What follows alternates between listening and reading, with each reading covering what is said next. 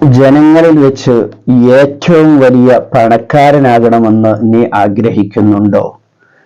എങ്കിൽ അതിന് മുത്തുനബി സല്ലല്ലാഹു അലൈഹി വസല്ലമ തങ്ങൾ നമുക്ക് ഒരു മാർഗം പഠിപ്പിച്ചു തന്നിട്ടുണ്ട്.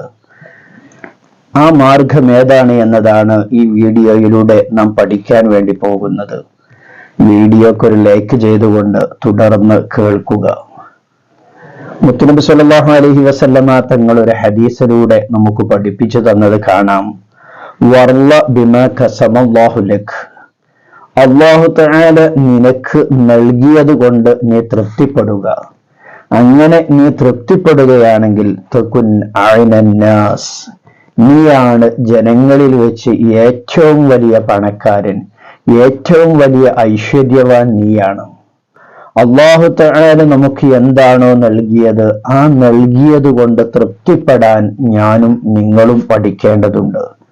സാധാരണ ആളുകൾ ചെയ്യുന്നത് അവരെക്കാൾ ഉയർന്ന ആളുകളിലേക്ക് നോക്കിയിട്ട് ടെൻഷൻ ആവുകയാണ് ചെയ്യാറ്. പടച്ചോനെ, എനിക്ക് അതുപോലെ ഇല്ലല്ലോ, അവനെപ്പോലെ വണ്ടിയില്ലല്ലോ, അവനെപ്പോലെ വീടില്ലല്ലോ, അവനെപ്പോലെ സമ്പത്തില്ലല്ലോ എന്നാലോചിച്ച് ടെൻഷനാവുന്ന ഒരുപാട് ആളുകളെ കാണാറുണ്ട്.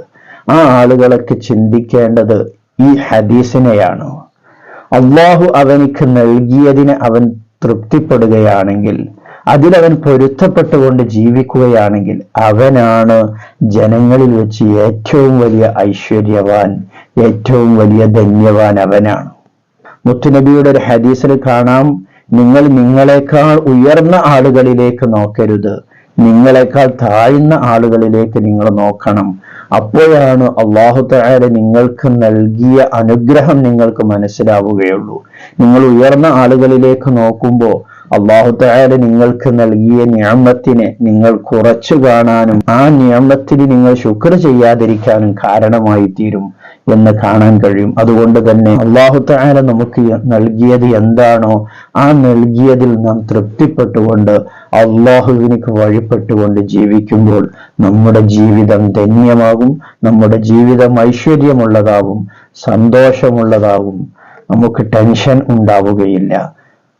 അല്ലാഹു തആല നമ്മെ എല്ലാവരെയും നന്നാക്കി തരുമാറാകട്ടെ. ഐശ്വര്യമുള്ള സന്തോഷമുള്ള ജീവിതം അല്ലാഹു തആല നമുക്ക് എല്ലാവർക്കും നൽകുമാറാകട്ടെ. ചെറിയ ഒരു വീഡിയോയാണ്, എല്ലാവരിലേക്കും നിങ്ങൾ ഷെയർ ചെയ്തു കൊടുക്കുക. മറ്റൊരു വിഷയവുമായി മറ്റൊരു വീഡിയോയിൽ നമുക്ക് വീണ്ടും കാണാം. സ്നേഹത്തോടെ അസ്സലാമു അലൈക്കും വറഹ്മത്തുള്ളാഹി.